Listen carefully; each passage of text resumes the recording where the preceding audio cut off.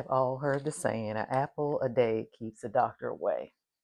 Well, it seems real simple, but there actually is something to it, I believe. So here's what happened when I ate an apple a day for 90 days straight between having blood work done. We all go and get our blood work done annually, and we never look at the results. I didn't. I did it for years and never went back and looked at the results or did any research on what the results meant. So I was focusing on something that everybody talks about, cholesterol. And that part is a factor of aging. Just because you're getting older, you don't have to accept, the fact that your cholesterol is going to be high, and then you're going to be placed on statins and things like that to try to combat other diseases because it can affect, your heart health, diabetes, everything. So you definitely want to try to get it in control if you can. And fiber, increasing your fiber is one great way to do that. And apples have a whole lot of fiber in them. So did a couple things. It showed me that that I could be consistent, which is something that I think all of us struggle with at one time or another. Um, but um, that self care, I could put myself first. I made sure that I ate one every single day. That was just a part of my daily regimen.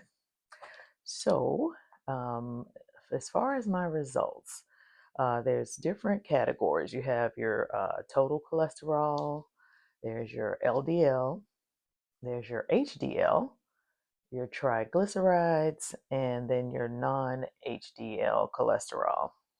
And then there's something that gives you like a ratio. So there is the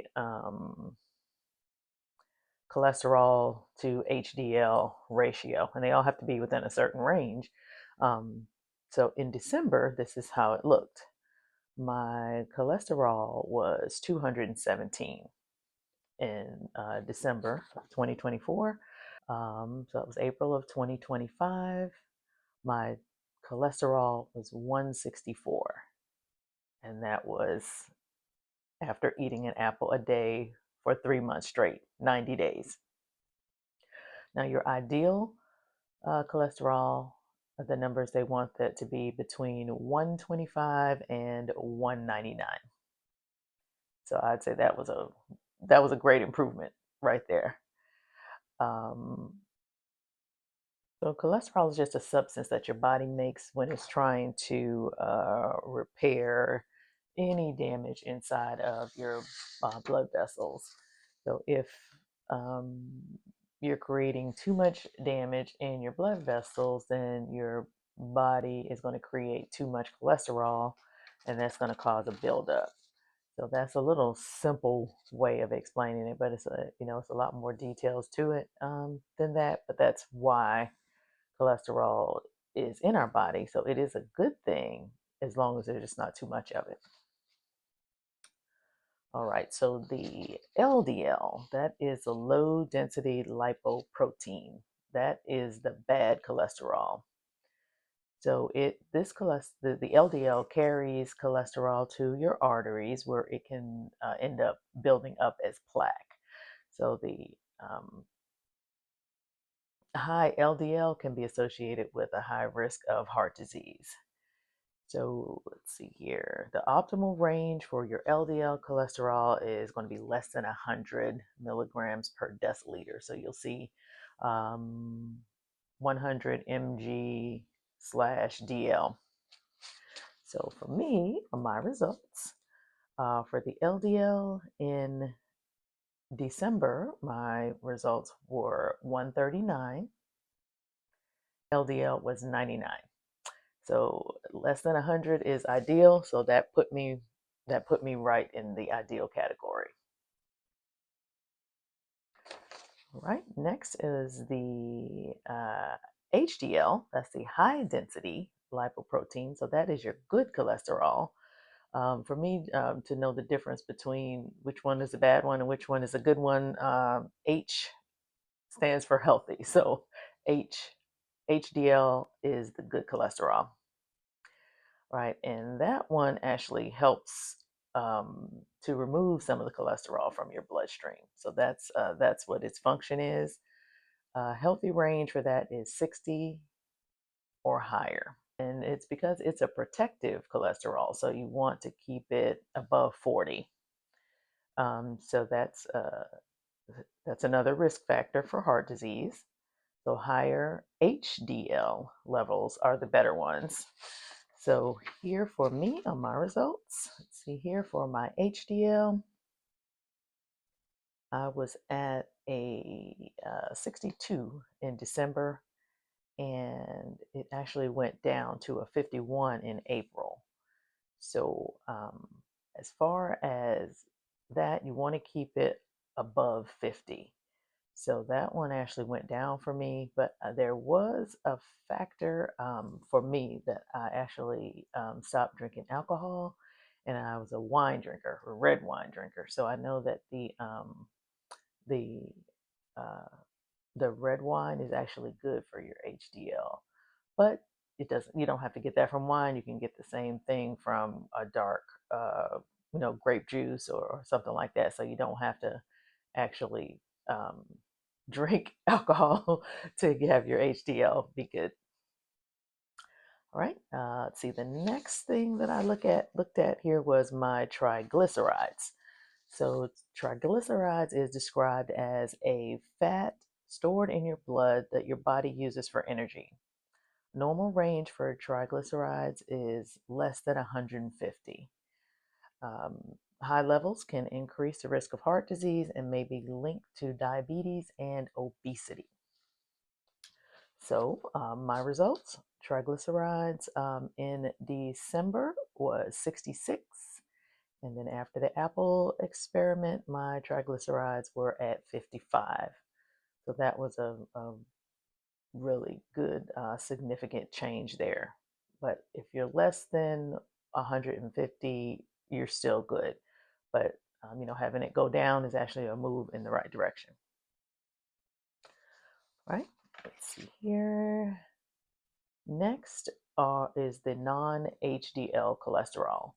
The description for that is total cholesterol minus your HDL, meaning your healthy cholesterol.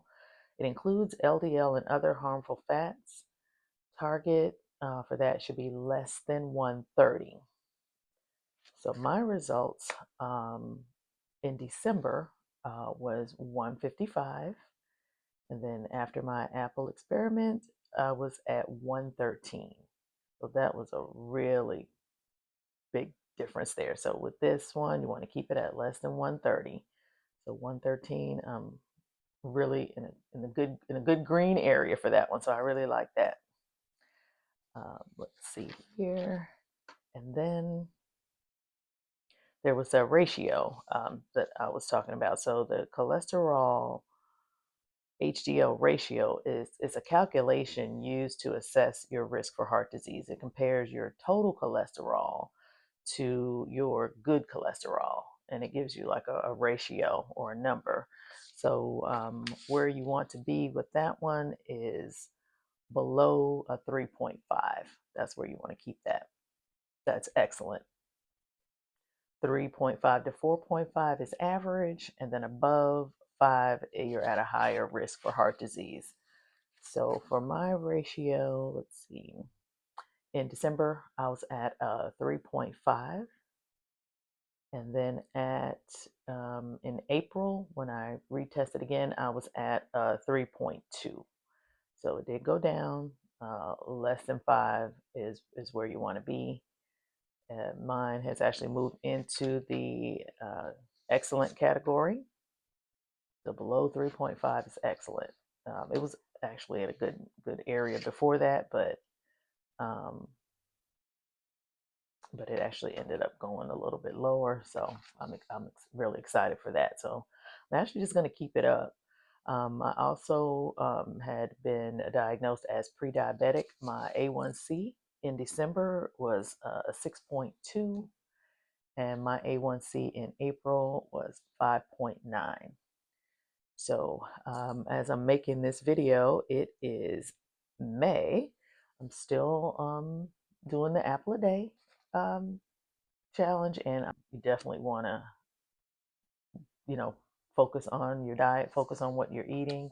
And for me, it's just like, gamifying the system. It's just like making a challenge out of it, doing something consistent, going in and being able to get tested and get results. You can actually see some real concrete, get some numbers on paper, which is definitely a plus for me. But the apple a day, trying to keep the doctor away, even though I do go to the doctor. I'm not saying don't go to the doctor. I'm saying you don't want to be on all kinds of medication. You don't want to be laying in a hospital bed on all kinds of prescriptions and, you know, giving yourself shots and things like that. You just want to do whatever you can.